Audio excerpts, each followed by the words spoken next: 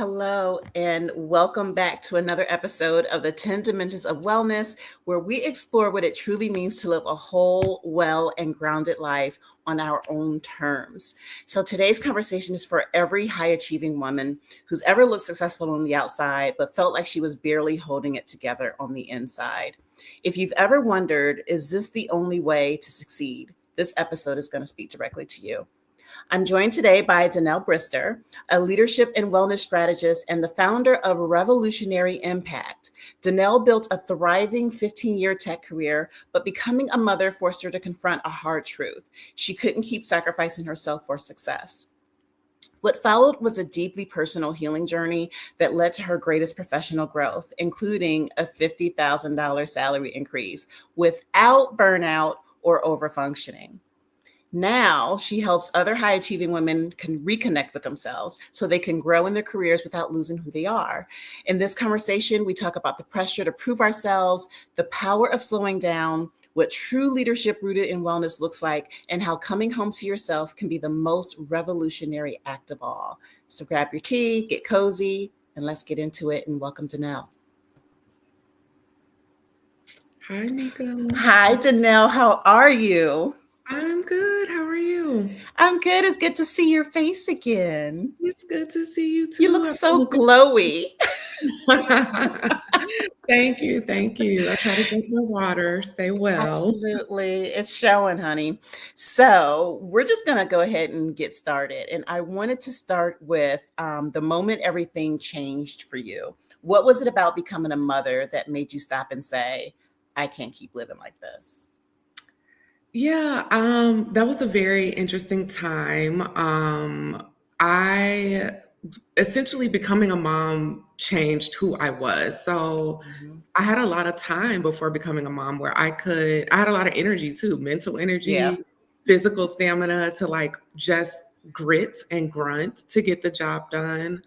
But I knew that once I became a mom, in order to be the type of mom I wanted to be, something was going to have to change. But I also truly believed that it didn't mean like I was going to have to quit my job or Right. take unfulfilling job that like didn't mean anything to me, just to give me more time. So I've always kind of approached life like this is a problem that we just need to figure out. So I just had to figure it Right. Right. and I was also incredibly anxious after the birth of my child. So that started me on my like healing journey through therapy. I thought I was going in for anxiety, but therapy, I uncovered all kind of things.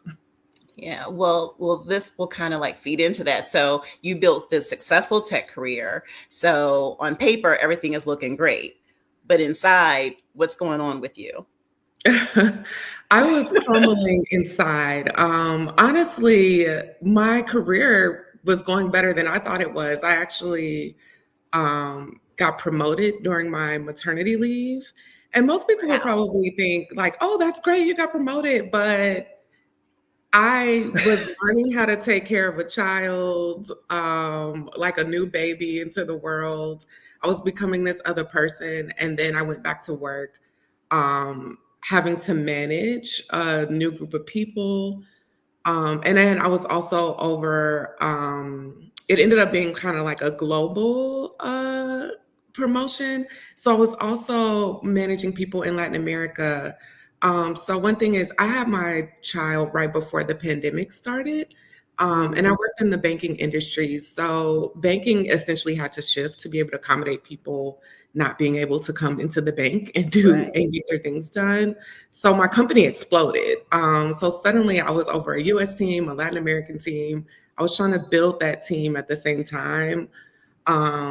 And I'm a very giving person automatically, and I was given in too many areas. I was given in too many areas.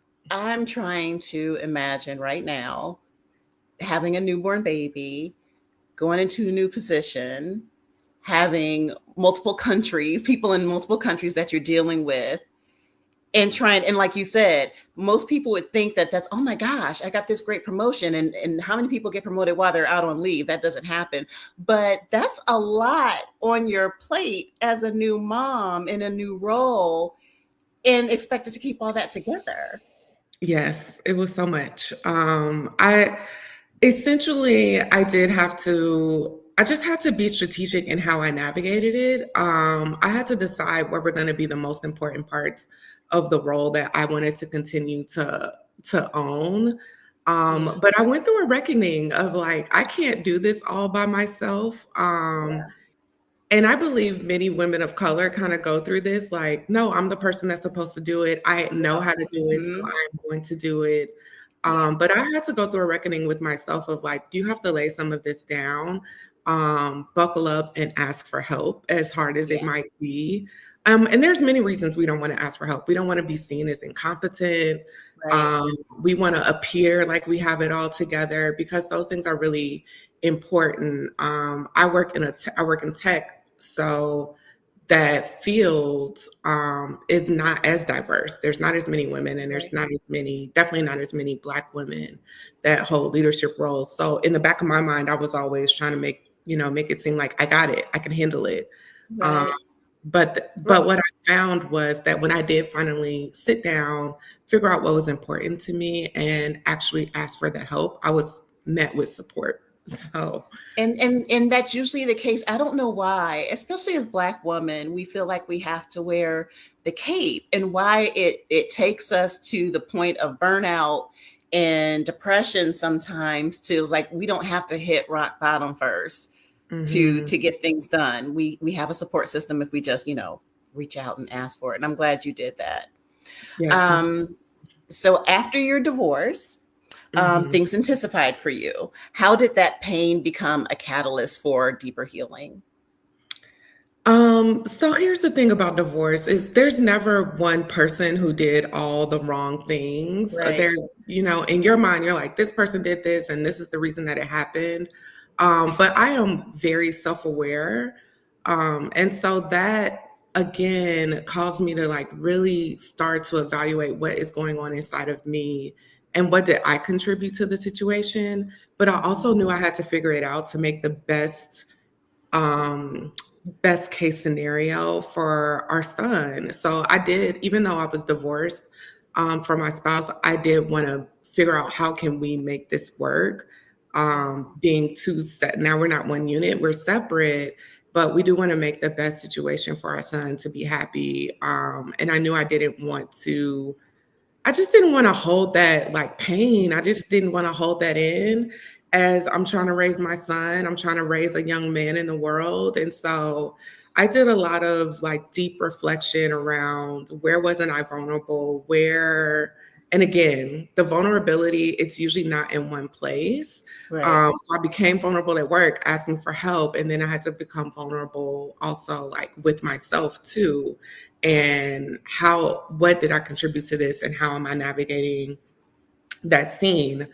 But as a single now, I don't call myself a single parent, I'm a co-parent. Yeah. But when my son is home with me, I'm doing it by myself, and so that I had to put up more boundaries. I had to say, hey, I can work from these times, and these are the times I'm not available to work because I'm spending this time with my child and I'm taking care of him.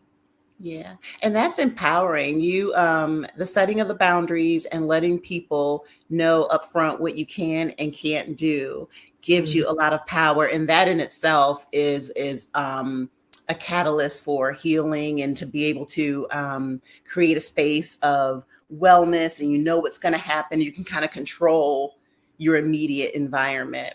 So that's wonderful. It definitely does. Yeah. I mean, I think it all comes back to, again, being very clear on what is important to you, your Yeah. values, but then taking it a step forward, a step past that, and actually living in it. So I Yeah. can't say my relationship with my son is the most important thing, but then let work get in the way. I have to figure that out. Right. Right. Mhm. Can you walk us through your personal healing journey? Like, what were some of the first steps you took? So it's funny. I started therapy. My son, I think, was 4 months old. And I can remember my therapist telling me to do things that I was just not open to. She was like, just go outside and take a walk. I was like, I don't want to do that. I don't want to walk. I mean, I was anxious and all these things. Said, I don't Yeah. want to walk down this neighborhood. I don't want to, but that actually ended up being my first step. She said, just start walking. And I Yeah. started with 5 minutes. I said, I can get out here and I can walk up and down this hill for just 5 minutes. Yeah. And then I built on that.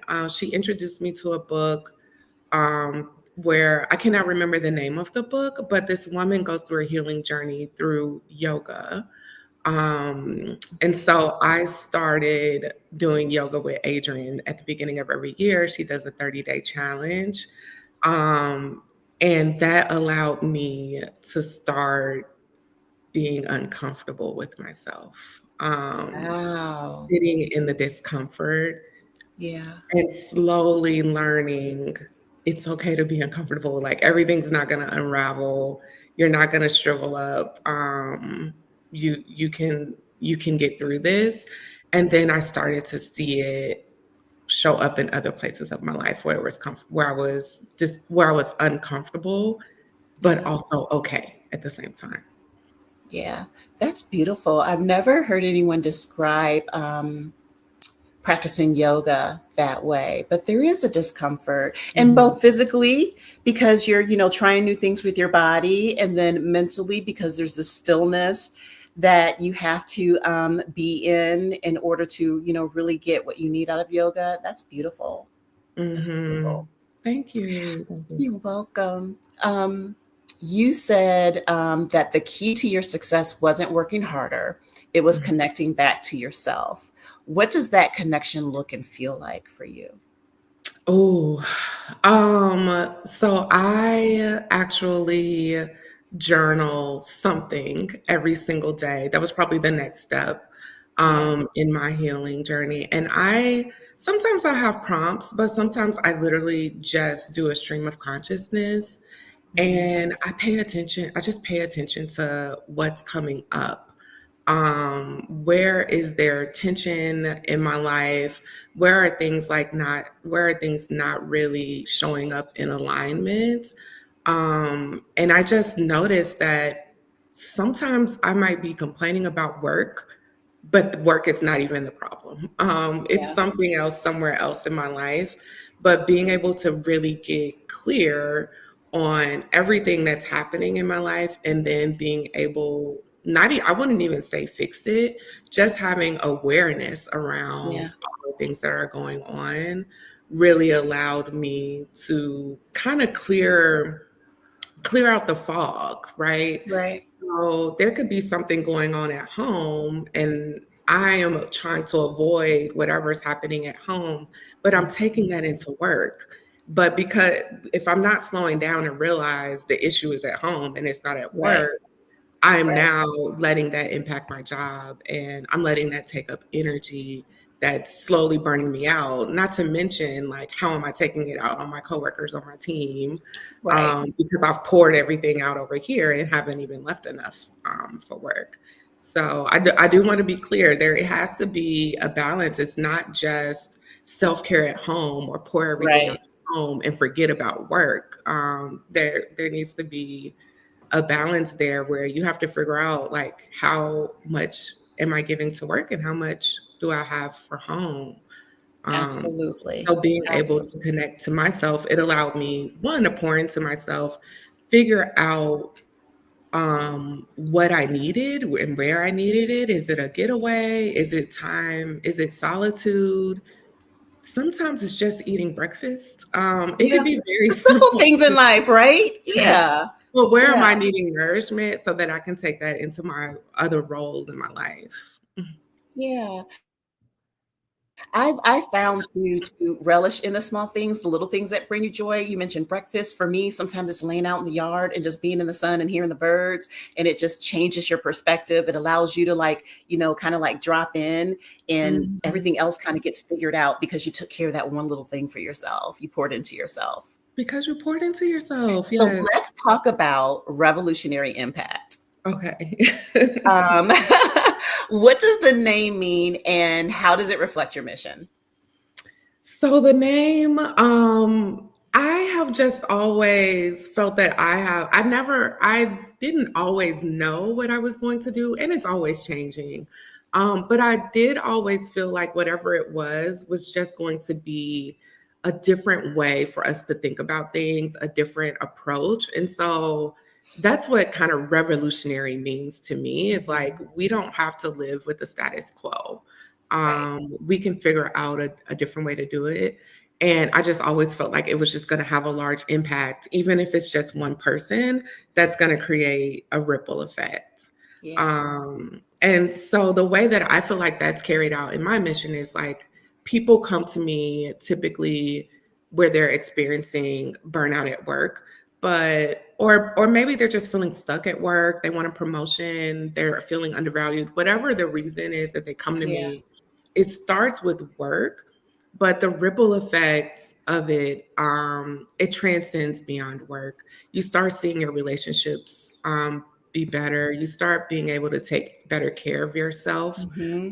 whether that's through nourishing yourself through food, the foods you eat, drinking enough water, start moving your body. You start being able to create the time Yeah. to be able to do that. But then once you're able to do that, you now have space to start actually letting your imagination flow. Yeah. And that is at the point where I think specifically women can get to the point where they start to move towards their calling or their purpose because now you're not in autopilot. Yeah. Um, Now you are really, really connected and you start dreaming like, oh, these things can happen. These are the Yeah. things that I'm here to do. And that ends up being the revolution. That ends up being the impact. Is like, Yeah. imagine this, this group of people now all moving in alignment and now all moving towards their calling, like we're going to have a big impact in this world. So It's that's my mission. amazing what happens when you're out of fight or flight, right? When you're, Yeah. yeah, yeah. I'm sorry, I cut you off. I got Oh, excited. I was just saying that's my mission, one person at a time is Yeah. let's figure this out. You come to me for your work and trust me, I've gotten people promotions. I have gotten them more visibility at work. Um, but the transformation is when you can start thinking outside of that too. Yeah. I can be successful at work, but I can have some other things going on outside of work as well. Absolutely. We can do it all, but we can't do it all at once. There has to be, like you said, balance. Yeah. Absolutely. So, Mhm. speaking of that, so you work with a lot of high achieving women. What's the most common struggle they share with you? Over functioning. Mm-hmm. Over functioning. And I still catch myself doing it. I have a long history of over functioning at work in my relationships. Mine personally shows up as like trying to figure out what other people are thinking or trying to manage the Uh-huh. emotions of everybody in the room. I want to make sure everybody is happy. People Um, pleasing. Mm-hmm. a lot of people pleasing. And I find that overfunctioning is really, really common amongst the group of women that I tend to work with. And they don't, I mean, many of us don't realize it, right? It's just what we've Yeah. seen and what we've adopted. Right. But once you have awareness on it, that you are able to like start cleaning it up slowly but surely. But it's like every problem, it doesn't have one, every problem doesn't need a solution, but two, it Right. doesn't always have to be you that figures it out. And you start to notice that even something that seems small or mundane begins to just eat at your energy. If I'm Yeah. sitting here and I'm trying to understand how to keep the peace amongst everybody and I'm not letting them figure that out for themselves or I'm trying to manage their emotions, that's an energetic leak that I'm Yeah. seeing now because I'm Yeah. pouring it out and now I'm disconnected from my main mission because I'm trying to connect to everybody else. Yeah. And it's almost like mothering at work. It's Mhm. like, that's not our job to Yeah, manage everyone's emotions. Everyone's an adult. They can manage their own and people can problem solve on their own or in small groups. It doesn't always have to be us. We don't always have to run to the rescue. yeah. And it's, Oh, run to yeah, the it will rescue. Yes. run to the rescue. This was a question because I know I had to answer this for myself a while back, but how do you help women separate who they are from what they do? I always found that that was a hard line to untangle. It really is. It really is a hard line to untangle because I'm often introducing myself and I start talking about I'm a mother and da da da. Hmm. So you do have to kind of separate it, and it comes over time. And so when somebody works with me, I first unlock like, what is your goal? And Hmm. it's usually something very tangible. I want a 10% increase. I want this role. I want a new job. But by the time we start to unlock, like, what are your values? Why are you so connected to these values? What are some ways that you are living out these values and that you wish you could be living out these values? Then you start to see the essence of who you really are. Hmm. Um, yes, you might want the promotion and you might want more money, but then you find out, I really want more money so that I can have more time I can hire a housekeeper and have more time to spend with my kids, whatever the case may be. It could be for different reasons, but really starting to ask yourself, why do I want these things? Why is it so important to me? Really helps you get to know yourself better and disconnect from this, this, I guess, attachment to what you do, because Yeah. that could change. And it could Yeah. be for many different reasons, like that could change. And so you don't want to be anchored in like what you do or what you've achieved. You Yeah. want to be more anchored in your essence and your core.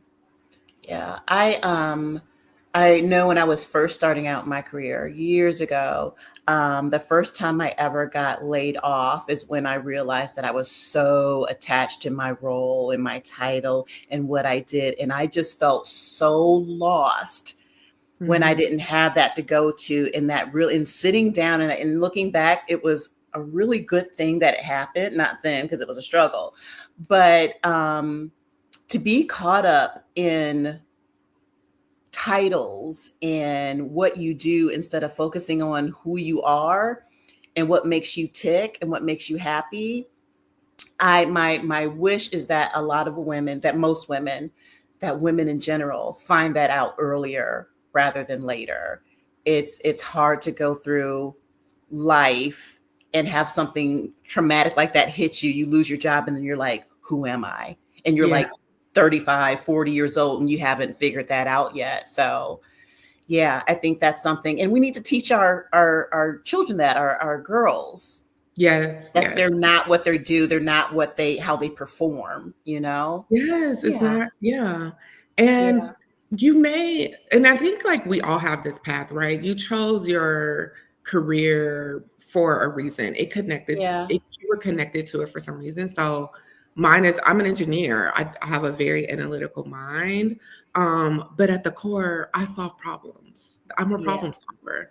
And they don't always have to be technical. They don't always have to be for a company, but those are the things like you start discovering about yourself, Mhm. um, as you start to go through some of these like more difficult times, like being laid off. And it's like, oh, I can look back and say, oh, I really figured that out. I figured out how I Yeah. was gonna, get another job, pay my bills, and navigate that. But you start to you're working towards something, and you should be, from a Yeah. very early age you're working towards something. But then when you really get the time, it's important to like take a step back, like, why did I want to become a doctor? What is my Right. connection to, okay, I'm a healer. That's very different from being a doctor. Yeah. You start to Yeah. embody that so much differently than just being a doctor. So yeah. Absolutely. Absolutely. So, in high performing women, sometimes burnout is hard to spot. What are some of the signs that we should be paying attention to? Because For sometimes sure. you're just going, you don't know, you just think that's who you are, right? Yes, and in my experience, people do not typically self-identify as being burned out. Yeah. So they're, unless if they have, you've already reached like a really far point, like you've had a nervous breakdown or something's happening with your health, and we don't want it to get to that point. So you do want to start recognizing signs of burnout as early as you can. And some of those things look like not being able to sleep through the night because there's too many things on your mind. Um, Even if you got maybe 7 or 8 hours of sleep, you're still waking up exhausted and tired. You don't have good control over your emotions. You're constantly dysregulated. Like small things may set you off Yeah. that may not normally set off the average person or may not set you off. Being very uh I want to say unproductive, but like a lot of procrastinating, not being Yeah. having a lot of brain fog, not feeling productive at work or at home. Those are also signs of burnout, just completely feeling overwhelmed with all of the things that you have to do. Yeah. Um, so they seem normal, right? You're like, oh, I just was tired. Yeah. Just I'm just procrastinating. tired or I'm just a procrastinator. Mhm, Yeah. But when they're all linked together like that, mhm, you're actually describing me last year. Or actually mhm. 2 years ago, because I dealt with it for a year or two before I realized what it actually was. I thought it was like maybe menopause or I'm just Mhm. tired, but it was burnout and I didn't recognize it in myself for 2 years, Danelle. Yeah. It's amazing that we can go so long, Yeah. without being able to say something here is wrong. Yeah. But again, I think this is probably across the board, but I noticed it specifically with women of color is that sometimes we have this identity of like, oh, I just need to push through a little bit longer, or I can Mhm. handle it. Or I will constantly hear people Yeah. say, like, talk about like what those that came, our foremothers and our ancestors, like what they have had to endure and Yeah. overcome. But I would like to invite everybody to accept, yes, they did overcome all of this. And they did it for you, but also so that you can live an easier life. Not necessarily a life where you're doing nothing, Right. but you don't have to like you don't have to push yourself to get through sleepless nights, and you don't Yeah. have to be in relationship with other people where you're constantly arguing or not getting along. We don't have to adopt the struggle. Yeah, we We don't don't have to have to adapt the struggle. carry it. Yeah. Mhm. Yeah. What are some of the myths around wellness that you wish we could unlearn, especially in Black communities and in corporate spaces as well? Mhm. So one of the common things that I hear when it comes to wellness is not feeling like you have enough time. And I understand where that comes from. And I think specifically if some people watch me, like my wellness, my morning routine is top tier. I spend a lot of time on my morning routine, but I worked up to that. Yeah. At the earlier part of this conversation, I said I just started with a 5-minute walk. Yeah. Um, that started me on my journey. So one thing I do want to say is wellness doesn't have to look like an escape for a whole day away Yeah. from your life. It could literally just start with some minutes that you have to give back to yourself in any way that you want. I would say that is a place where you can start. Another thing is I think people think it has to look one way, like it has to look like yoga or it Right. needs to look like 1 hour of working out every day or you need to go for a run. Those things, yoga speaks to some people, it doesn't speak to everybody. So I would encourage everyone to try to figure out what is your lane. And for me, it's even changed over time. I Yeah. started with yoga and I do it every once in a while, but now I love Pilates. Yeah. Um, so that can look different for everybody as well. It doesn't have to look like this hardcore exercise routine.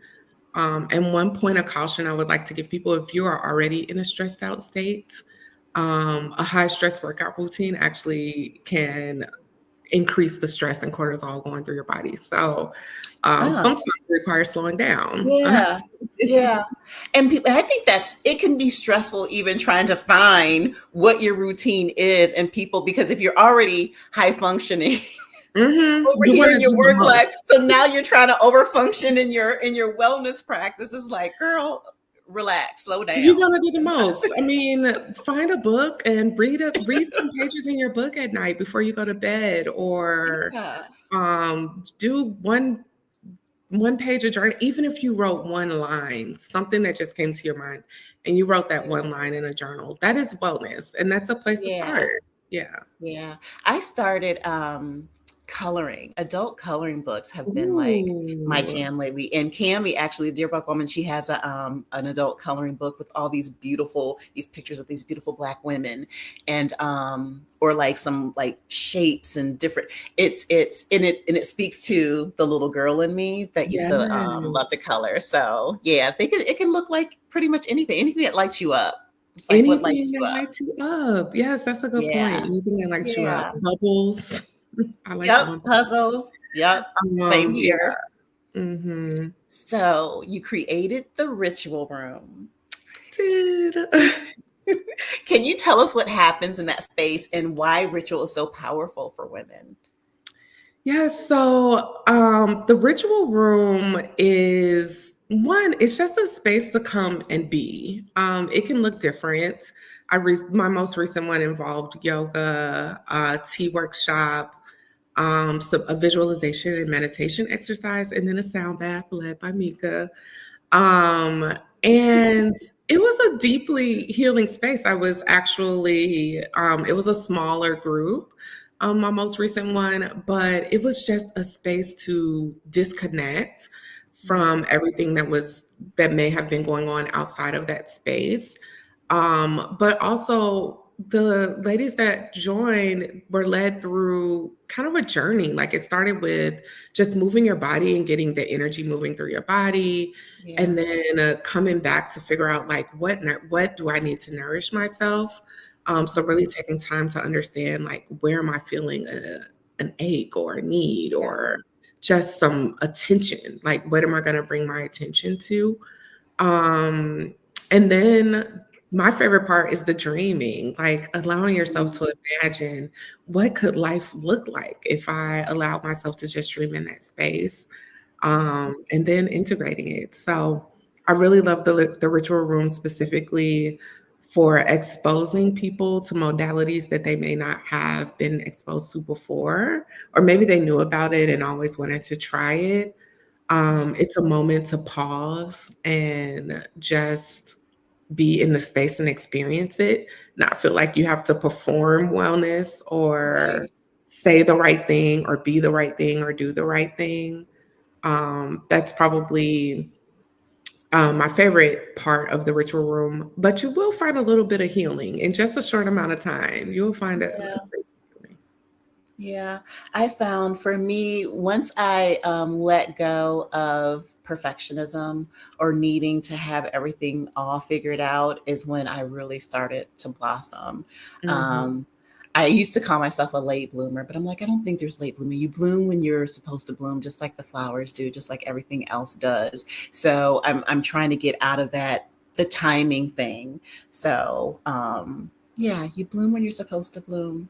You do. It all Yeah. builds. It all Yeah, builds. And one of yeah, the things I have found most interesting about the ritual room that surprised me is there have been corporate spaces that have been interested in it. I did not that's expect that amazing. personally. Yeah, Yeah, I mean, so I am definitely looking forward to changing workplace culture in that way that there is space to bring wellness to employees, and ultimately help your employees and your leaders be able to perform better at work. I think what you're doing is so important, especially in the corporate space. Things are shifting and things are changing, and we have like new generations coming into the corporate world, and they're not willing to do all this overwork, high performance. Like they're going to perform well, but they're not willing to lay down their life for these big corporations, and it's going to be up to them on how they survive and how they maintain and retain employees. So I think that you're on the cusp of something that can be amazingly big in this space. I don't know anybody who's doing that. Um, I think if I had something like the ritual room when I was still in corporate America, that maybe I would have stayed. Who knows, in corporate America, maybe it'll help people, find the balance that they need instead of, completely giving it up. I gave it up. I was just done. But I think it's a beautiful, beautiful business that you're starting, and you're going to help so many people. And I'm excited to see how far you're going to go with this. Thank you so much. You're Thank you. welcome. What's one small but powerful shift a woman can make today to start coming back to herself? Ooh, one small but powerful shift. Um, I think that if you could find one moment in the day to center yourself and only like make the choice with only you in mind, that could Yeah. be like the smallest thing you could do, whether it is, I need to be, at this meeting at whatever time, but I really need a drink of water, take a drink of water. Like to Yeah. just start figuring out where you can choose yourself over all of your other responsibilities, because our life can be it can be filled with responsibility. Yeah. But taking a moment to really figure out where you want to choose yourself can really have a big impact over time, because once Yeah. you do it once, it can start to grow and build on top of each other. Yeah. Small, little steps towards Mm, you. Yeah. yes. I know sometimes it can be difficult to combine. The corporate world and the wellness world are just literally polar opposites of each other. So what does it mean for you to be a leadership and wellness strategist, and how do you blend those two worlds? So for me, actually, I feel like I am the best example of a leader when I am taking really good care of myself. Mm-hmm. Um, that means I am able to show up. I am able to hear everyone around me, but I'm also Yeah. grounded in the decisions that I have to make. They're not coming from fear. They're not out of what's the word? It's not coming from fear, but it's not also not like this super like urgent thing. I am very grounded and I understand like where my decisions have come from, but then I Yeah. also have something to pour into the people that I am leading. I'm currently not in a management position, but I'm a product manager. So I'm leading the vision of products that are being built. Yeah. And I'm leading a team in order to be able to build that thing. So for me, the two go hand in hand. Yeah. If you are taking good care of yourself, it gives you the space to now show up as the best leader that you can Yeah. in different arenas, whether that is at work, Yeah. whether that is at home. I consider caretakers leaders, whether you are Yeah. caretaking for a little one or you are caretaking for another adult that may be in your life, a partner or a parent or um, someone else that's in your life. Like it's important to be able to show up as your best self, and that starts with taking care of yourself first. Yeah. And you mentioned something beautiful. You said we deserve to be well, not just functioning. Mhm. Imagine what would the world look like if leaders embrace that truth? You know? It would be a whole different world. Listen. I can't. I can imagine it. Will it happen? Well, you're on the track to allowing that to be a reality with the ritual room. One corporate headquarters at a time. One corporate headquarters at a time. So, with you being an engineer, it's a male dominated field. Mhm. What advice do you have for women leading in those male dominated spaces without losing themselves in the performance trap? Oh, that is a really good question. So for me, I really had to, and I still work at this every single day. But one of the ways that I discovered that I was not taking care of myself well was really trying to show up perfectly every day. Like I did not want to be wrong. I did Yeah, not, I wanted to like have it together. I did not want to give anybody a reason to right. like say that I didn't do it right or to say I wasn't doing my job. And my advice would really to be like, don't get stuck in the perfectionism or get Yeah. stuck in the appearance of what it looks like, because often we have an opportunity to learn through our mistakes, and to like, if we put something out into the world and get that feedback, that is where our growth comes, that is where our learning comes. And if you don't feel safe enough, if the environment truly is not safe enough for you to be able to grow in that way, Right. you're actually stunting yourself a little bit, if that makes sense. If you Yeah. really want to like thrive and you really want to like shoot up, really find an environment that's going to allow you to ask all the questions you need to ask, Right. but also not get it right every single time and be safe in that. Yeah, that's important. It's important. And that's an area, every aspect. It starts at home too, with Mhm. creating an environment for your children that it's okay to make mistakes and learn from them, that it's okay to ask questions and people don't make you feel that you're not as smart as you need to be by asking those Mhm. questions. And then in turn, finding those spaces, those companies that have those values as well. There's nothing like having a leader, a supervisor, a boss that you feel like you can't make one. And I've lived that. You can't, you're rereading Yeah. every email. You're going over everything 50 million times because you know if she says something, it's like, and they find every little, and they think they're perfect, so everybody else should be perfect. Mhm. So that's, girl, the stress of that alone. Now Yes. thinking back, that was probably the catalyst to my burnout. Trying to follow behind a boss that thought she was like perfect. Yeah, and Girl. and when you start to live with that over time, you kind of prevent yourself from being able to do something about it, because now you're burnt out and now you can't think Yeah. clearly and you're like, I just got to get out of here. But if Yeah. you start noticing those little things that just like, and that's the importance of slowing down, those little things that are like, this doesn't feel right. This person didn't let me speak Yeah. up, or they're nitpicking every little thing that I do. You get to Yeah. address it, figure out if there is a solution to the problem. Yeah. But if not, you get to move to a different space.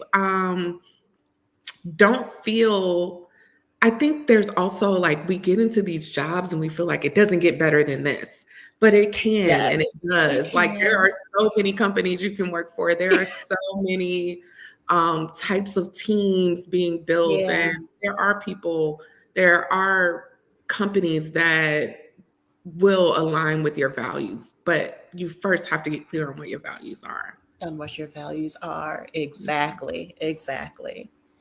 You mentioned Queen, and I want to make sure I'm saying it right, Afua. Oh, Queen yes. Afua's quote about women being the healers of the home. How do you see that truth showing up in your work? I kind of alluded to this earlier, but being able to come back to yourself and being able to like leave work and come home and have something left for the people you have at home, it just allows you to just kind of show up differently. So if I am in a space where I'm taking care of myself, I'm putting myself first, I now get to set a good example for my child.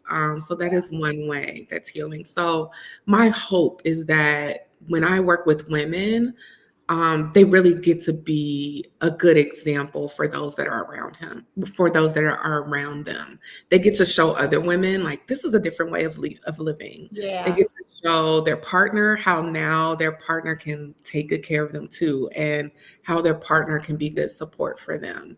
They get to show their child what it looks like for a mom to not be stressed out and to live a full life. Yeah. So that is really, I think it's, again, you got to start with yourself. But I think the ripple effect tends to be like, I can now be an inspiration. I can show other people there's a different way to do it. Yeah. And I have something left for the people that are most important to me. Yeah. And you Um, literally answered my next question because I was going to say, what's the ripple effect do you hope this conversation creates for the women listening? Yeah. I too. I hope that they Mhm. can come away from this conversation and just really just choose one area of their life that they want to put themselves first in, whether it is starting a journaling practice, a meditation practice, maybe it is to get a new job. Yeah. Whatever that is, just rooted in something that you have a clear desire for, Yeah. um, and then go out and implement on it. Implement is the key. You can dream all day, you can think about it all day, but you have to take the steps. You have to take the You have to take necessary the steps. steps and put action Mhm. behind it. And get support in that. It can be Yeah. hard to make these big changes. So ask for support. Hire somebody if you need a coach. Yep. Um, Talk to your partner, talk to your family about where you might need support during this time, or talk to your therapist, wherever you need support. I encourage women everywhere to like ask for the help. Ask for the help. Yeah. So to wrap up, if you could leave every listener with just one truth to carry, what would it be? Oh, you already have the answers. You You already have already have the the answers. answers. You just have to slow down so you can hear it. That's beautiful. I'm so proud of you. And I know we only met, a couple months ago. And like we said, I came to the ritual room and facilitated the sound bath. And we've had conversations since then. But I love what you're doing. I love what you stand for. I love that you did the work and want to share it with other women. I think that you're going to make a revolutionary impact Thank in the you. corporate world. So before we go, let's tell the listeners how to find you, your website, your socials, all that good stuff. Amazing. First of all, thank you so much, Mika, for that. So you can find me at LinkedIn. That's where I like to play. My name is Danelle Brister on LinkedIn. You can also find me on Instagram, which is Danelle.live, DANELLE.LIVE. And my website is revolutionaryimpact.llc. Wonderful. Thank you so much, Danelle. I enjoyed this conversation Me with too. you. And I'm sure we'll have many more. We're going to connect and get together soon. And I wish I had the ritual room when I was still in corporate. I do. But we have it now. So we'll see how it can benefit me in the future. We have it now. Thank you for pouring into me during this conversation, and thank you for like uplifting the ritual room. I mean, sometimes I get a little discouraged, but now I feel like I'm gonna keep it going. I'm gonna keep pushing. Absolutely. You better keep that going. Absolutely, for sure. Thank you so much. And I hope you have a beautiful rest of the day and we'll speak soon. Thank you. You have a great day too. All right. Thanks, Danelle. Bye bye. I love that conversation with Danelle, and I absolutely love what she is doing in the wellness space within the corporate environment. It is so needed. Danelle reminded us that we don't have to choose between ambition and alignment, between success and self. We can have both, but it requires us to slow down, to turn inward, and redefine what success looks like from the inside out. If anything Danelle shared resonated with you, I encourage you to pause and check in with yourself. Where am I overfunctioning? Where am I performing instead of being? And most importantly, what would it look like to come home to myself? So again, you can learn more about Danelle's work at revolutionaryimpact.co or connect with her on Instagram at Danelle Brister or find her at LinkedIn, Danelle Brister. And as always, thank you so much for being here. If this episode gave you something to think about or breathe through, share it with a friend, drop us a comment, tell us about it. Until next time, take care of yourself, your whole self. You deserve to be well, not just functioning. Thanks.